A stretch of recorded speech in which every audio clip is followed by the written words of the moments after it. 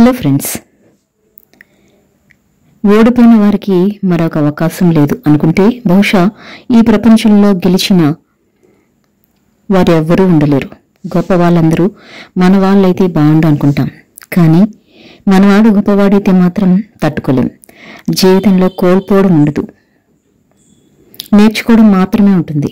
ఇది నీ జీవితం. నీకు నచ్చిన పని చేయి, నీకు నచ్చినట్టుగానే ఉండు, ఎవరి గురించి ఆలోచించుకు.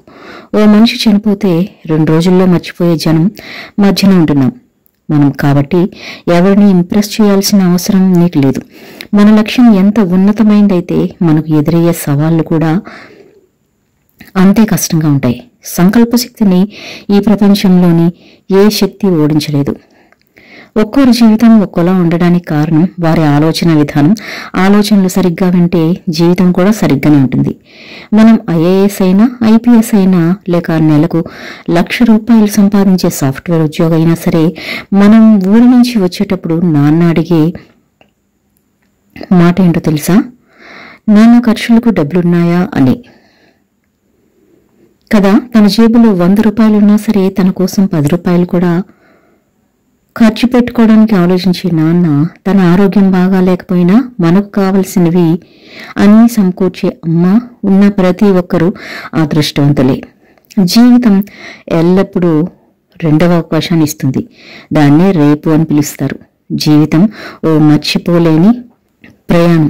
ఆ ప్రయాణంలో నువ్వు నేర్చుకోవడానికి, నీకు నేర్పించడానికి కొన్ని అనుభవాలు, కొత్త పరిచయాలు, విలువైన పాఠాలు, నిన్ను హెచ్చరించడానికి గుణపాఠాలు ఎదురవుతూనే ఉంటాయి. వాటిని ఎప్పుడు మర్చిపోవద్దు.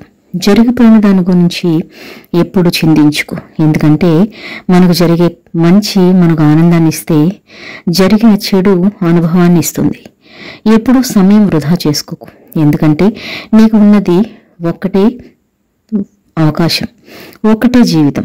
ఆలోచన, ఆచరణ, ఈ 2 మాత్రమే మనల్ని ఉన్నత స్థాయికి తీసుకెళ్లగలవు. అరిస్తే గెలిచినట్లు కాదు, మౌనంగా ఉంటే ఓడినట్లు కాదు. సమయానికి తగ్గట్టు నడుచుకోవడమే మనిషి లక్షణం. ఆశతో ఉండేవారు రాత్రి సమయంలో వెలుగునిచ్చే వెన్నెలను చూసి ఆనందిస్తాడు, కానీ ఆశయంతో ఉండేవాడు ఆ వెన్నెల ఎంత దూరంలో ఉందో ఆలోచిస్తాడు. అంబాసిడర్ కారులో వెళ్ళినప్పుడు కాదు, అంబులెన్స్లో వెళ్ళినప్పుడు తెలుస్తుంది జీవితం అంటే ఏంటో. విద్యను సముపార్జించేవారు శ్రమపడాల్సిన అవసరం లేదు. కేవలం ఏకాగ్రత మరియు అంకిత భావం ఉంటే చాలు. స్వర్గాన్ని, నరకాన్ని ప్రత్యేకంగా చూసిన వారు ఎవరూ లేరు. అందరిలో కలిసిమెలిసి ఉంటూ ఆనందంగా, తృప్తిగా జీవించడమే స్వర్గం. లేనిపోని ఆశలకు పోయి బాధపడటమే నరకం. చక్కెర తీయగా ఉంది కదా అని ఎక్కువ తింటే ప్రాణానికి ప్రమాదకరం. అలాగే మాటలు తీయగా ఉన్నాయి కదా అని నీ బలహీనతల్ని అందరితో పలుచుకుంటే జీవితానికే ప్రమాదకరం. మనకున్న సమయం చాలా తక్కువ. దాన్ని వేరొకరి జీవితం కోసం వృధా చేయకూడదు. ప్రతి అడుగులో నీకు అవమానం ఎదురైన ప్రతి సందర్భంలో నీ అసమర్థత, నీ వేలెత్తి చూపిన, ఎండగట్టిన ఈ సమాజంలో నువ్వు పోరాడాల్సింది, నీతో నీ గెలవాల్సింది నీపైనే. నీతో నువ్వే యుద్ధం చేయాలి. నీ మార్గంలో ప్రత్యర్థి ఎలా ఉండాలంటే అన్నిట్లోనూ ముందుగా, చురుగ్గా, తెలివిగా ఉండాలి. అయితే చివరకు ఆ ప్రత్యర్థి నీవే కావాలి. జీవితంలో కొన్ని అందినట్టే అంది చేజారిపోతుంటాయి. విచిత్రం ఏమిటంటే వాటి విలువ వాటిని కోల్పోయిన తర్వాత మాత్రమే తెలుస్తుంది. ప్రపంచమంతా నిశ్శబ్దంగా నిద్రపోతున్న సమయంలో మీరు తిప్పే పేజీల చప్పులు భవిష్యత్తులో విజయం సాధించిన తర్వాత ప్రపంచం కొట్టే చప్పట్లు కావాలి. నీకు కావలసిన దానికోసం శ్రమించకుండా పోగొట్టుకున్న దాని గురించి ఏడవడం మూర్ఖత్వం అవుతుంది. సాహసయాత్రల సంగమమే ఈ జీవితం. జీవితాన్ని అనుభవిస్తూ, ఆస్వాదిస్తూ ముందుకు సాగిపోవాలి. భయాల్ని, నిరాశల్ని, చేదు జ్ఞాపకాలని గాలిలో కలిపేస్తూ జీవితంలో ఏదో సాధించాలి, ఎంతో సంపాదించాలి అనుకుంటాం. కానీ అనే పదంతో ఎంతో మంది ఆగిపోతారు. ఆ కానీ అనే పదాన్ని పక్కన పెట్టి ముందుకెళ్తే విజయం తప్పక సిద్ధిస్తుంది. జీవితంలో ఎంతో విలువైనది కోల్పోయినా బాధపడకు. ఎందుకంటే జీవితం అంతకంటే విలువైనది తప్ప మన నీడ లాంటిది, మన వెనుక నుండి నడిపిస్తుంది తప్ప మన ముందు కనబడదు. అందుకే మనం మన ఎదుటి వాళ్ళ తప్పులను మాత్రమే వేలెత్తి చూపిస్తాం.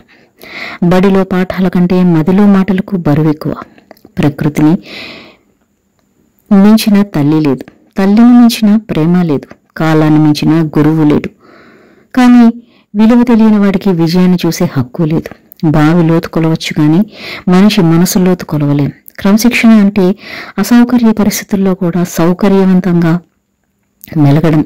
కుంటి సాకులు చెబుతూ ప్రయత్నాన్ని ఆపేస్తే ఈ జన్మలో కాదు కదా, వచ్చే జన్మలో కూడా నీ విమర్శలకు సమాధానం చెప్పలేవు.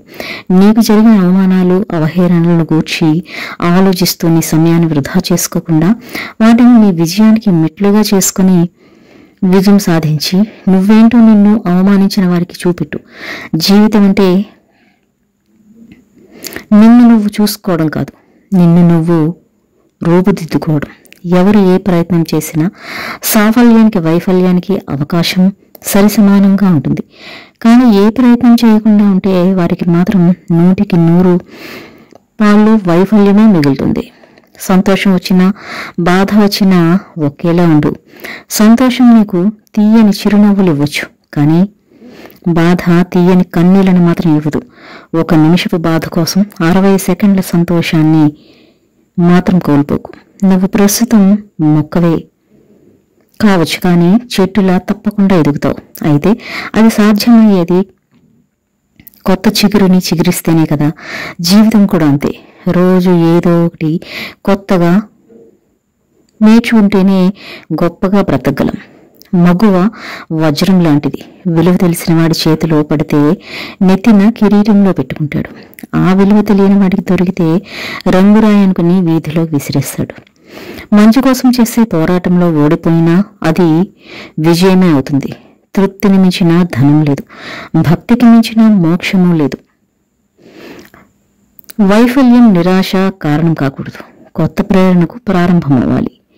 అలాగే డబ్బు ఎవరికైనా ఖర్చు చేయొచ్చు, కానీ అర్హత గల వ్యక్తుల కోసం మాత్రమే వినియోగించుకోవాలి. ఇది రాసి పెట్టుకో.